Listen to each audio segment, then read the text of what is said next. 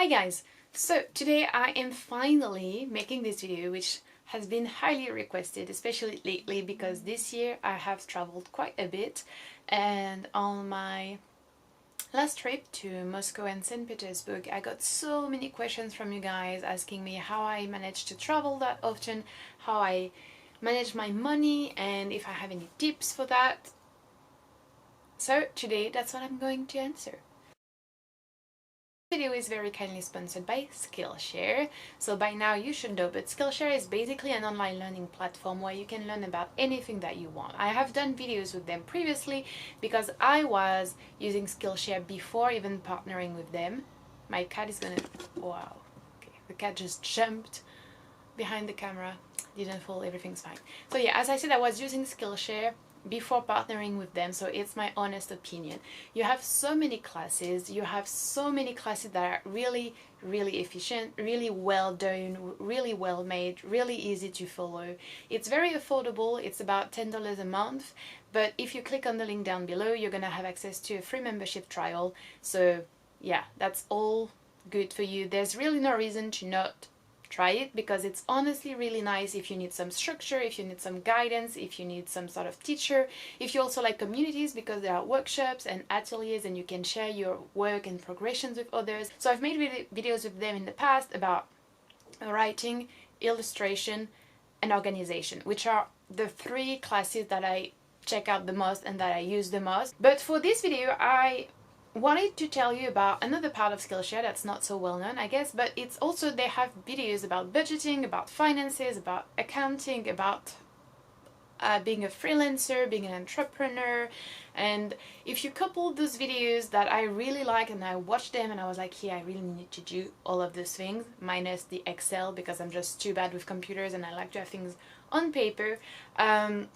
If you combine those videos with the organization videos, it's really easy and such a good start to create a budget. First of all, if you want to travel, you have to know where you're at financially. So what you need to do first is to have your expenses and your incomes. So for me, my incomes come from three main sources. So I am a full-time teacher. I have two jobs basically. So I'm a full-time teacher and my income is stable. It's always the same. I mean, in a year it's always the same.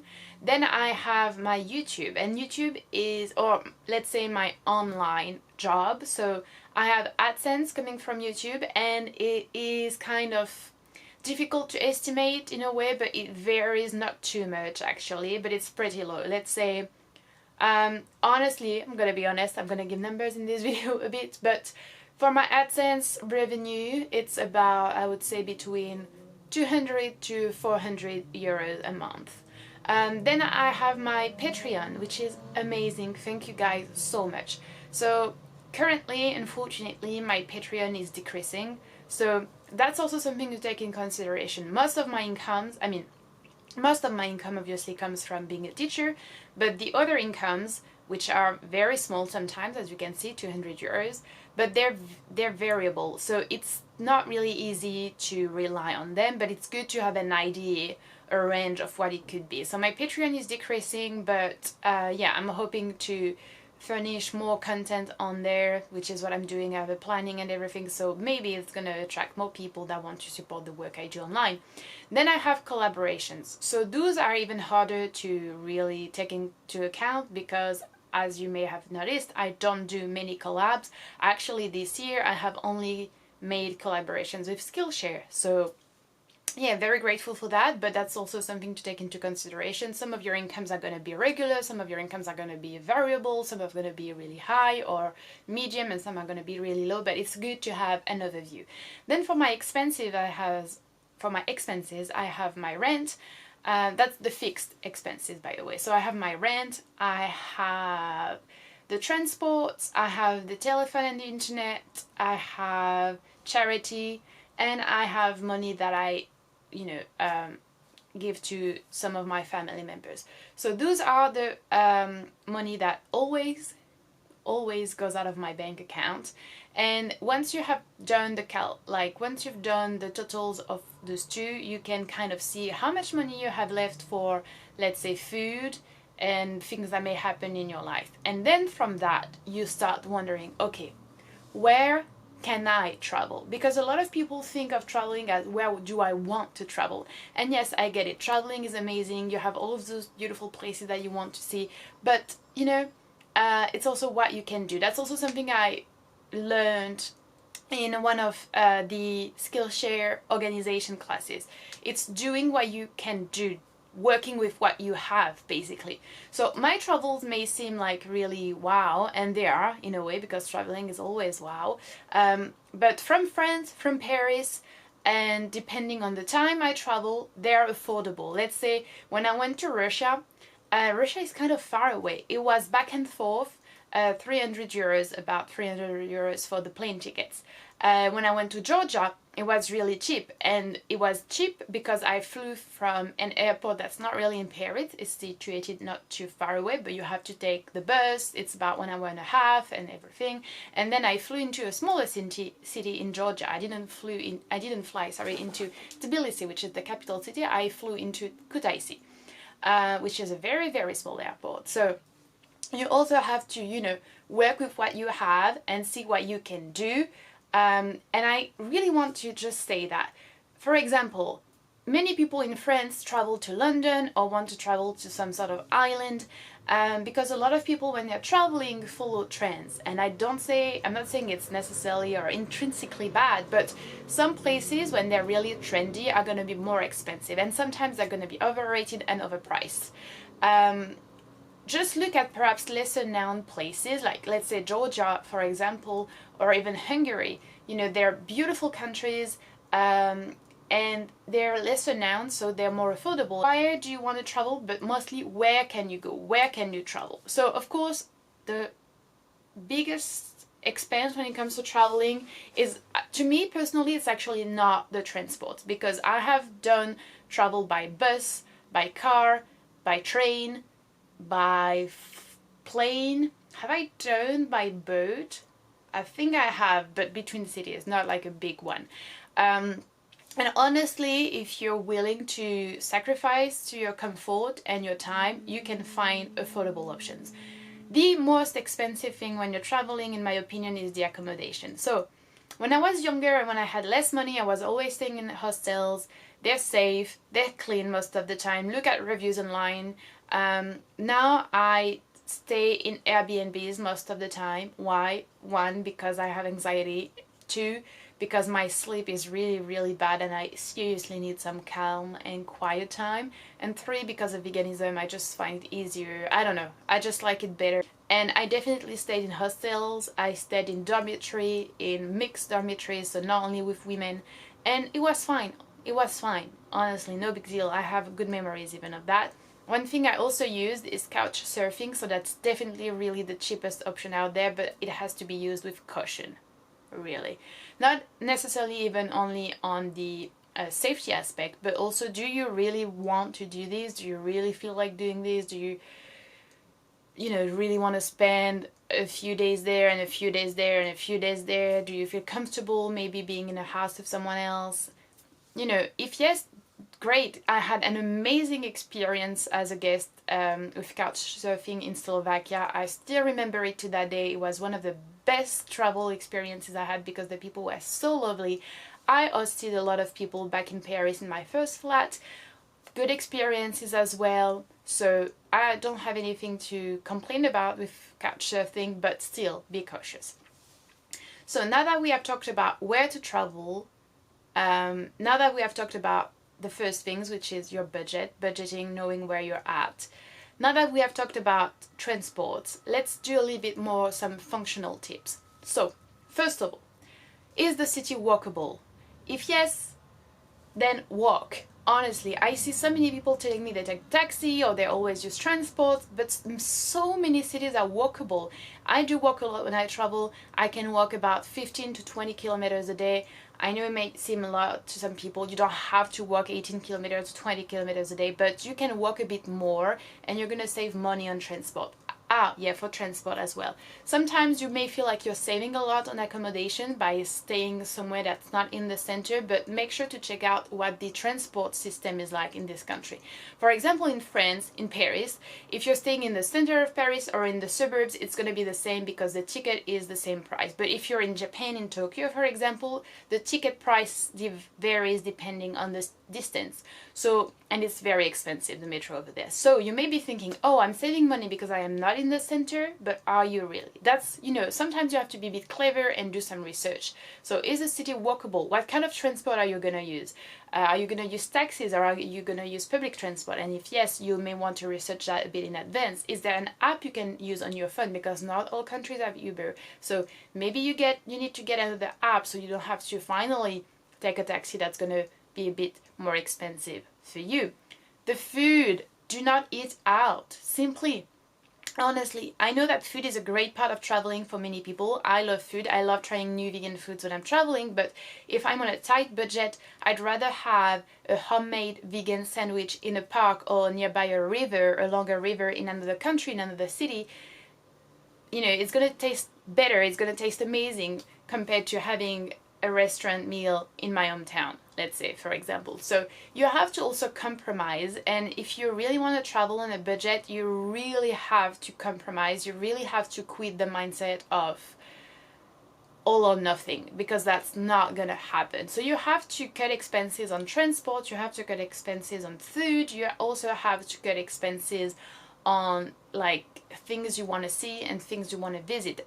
Check out if there are days where museums are free. For example, in France, the first Sunday of the month, I think, or the last Sunday of the month, I never remember, that museums are free. Some museums are free if you take a special ticket when visiting one, it's free for another one. You have passes and cards for museums. You also have special cards for transport. Maybe you can join a free guided tour where you can tip at the end. It's going to be a great experience if you can't really afford to go to all the sightseeing and all the history museums.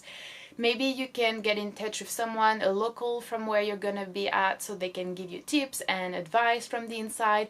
All of those things are really going to help you cut expenses on your trip, honestly. And quite frankly, I do not eat out very frequently unless my budget allows me to do so, or unless the country or the places I'm visiting are cheap when it comes to food. For example, in Japan, which is really expensive for accommodation and for transport, the food outside is really affordable. So you can eat out, maybe a couple or 3 times a week. That's fine.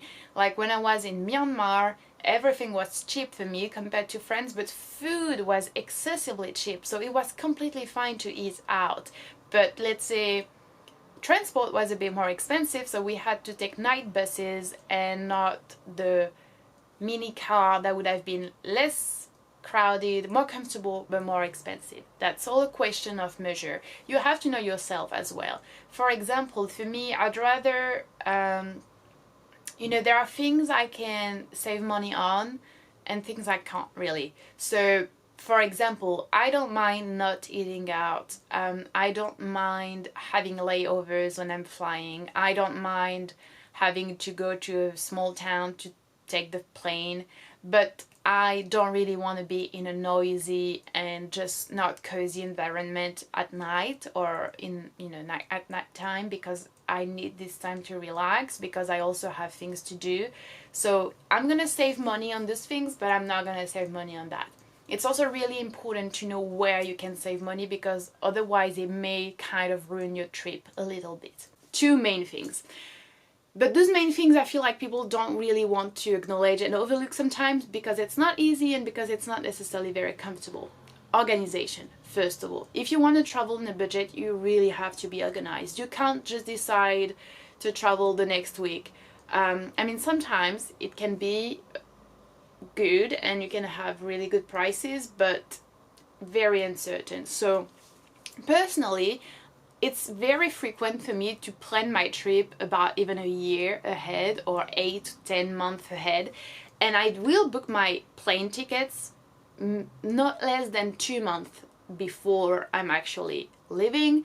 I will book my accommodation, everything. So first of all, you have better prices. Second of all, it also leaves you time to save money, and it leaves you time to do all of the researches you have to do, to just find things to do, how to save money, little tips and tricks for the city. It's just really a very important thing to be organized. Second of all, the most important thing of all, money doesn't grow on trees, and when you're traveling, it's not gonna be cheap, it's not gonna be free all of the time, so you have to save money. You have to make traveling a priority if you really want to travel. So, of course, I know that I have some privileges. I have a job. I don't have a family really to care for or provide for. I don't have any health issues that would cost me a lot and that would require me to do some adjustments when I'm traveling that could be pricey as well. So really, what I'm saying now, I know comes from a place of certain privileges, but I'm sure that many of you watching this can relate to those privileges as well. I have 2 jobs. That's a lot of time. That's very hard, very demanding, very time consuming. Honestly, I'm always working. I'm always working for my teaching job. I'm always working for my online job. And yes, that's a job too, and that's really time consuming. I have 2 jobs now. When I was a student, I couldn't travel that much. I could not. When I was a student and I didn't have an income, I was traveling maybe once a year thanks to all of my money for my birthday, money for Christmas, and perhaps the babysitting that I was doing, because I've always had some part-time jobs. When I got another job, which was a full-time job as well, as teaching French to foreigners, and I was also a student, I started traveling more. Now that I have 2 jobs, my priority is simply traveling. I do not have a car, so yeah, that's a bit of a bummer in a way, but that's also just saving me a lot of money, and I use public transport, which is good for the environment. I don't buy clothes, I don't buy makeup, I don't buy shoes, I don't buy bags or jewelry or perfumes or cosmetics. I don't have the latest technology. I use my phone, my computer, my camera until they die. I don't redecorate my apartment, I don't know, every 2 months. I do not own a house.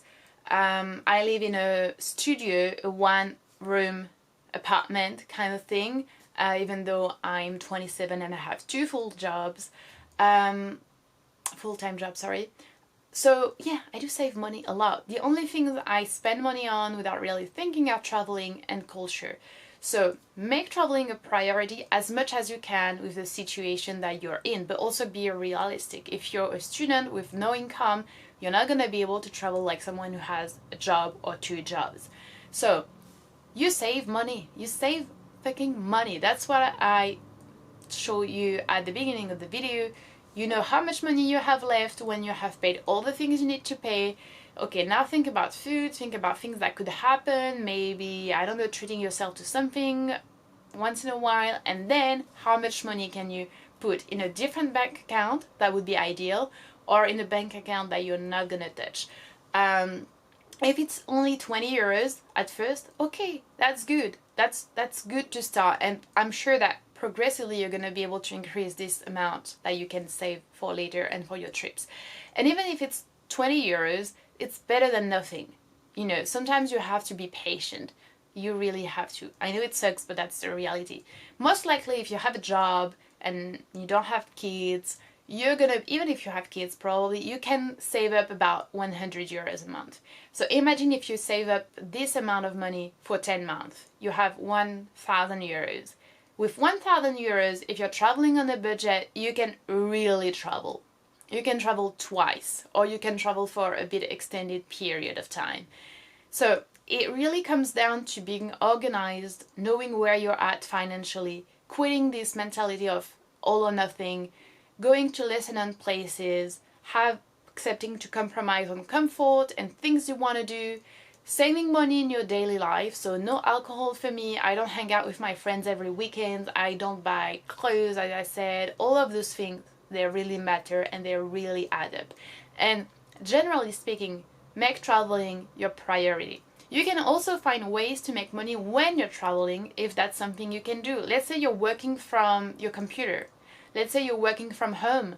Let's say you write. let's say you take pictures, let's say you're an artist, an illustrator, whatever, you can use that perhaps to get, maybe if it's only like 50 bucks, that's better than nothing, honestly. And last but not least, there are also some ways to travel which are really cheap, like as I said, couchsurfing, but also working abroad, house sitting, pet sitting, woofing.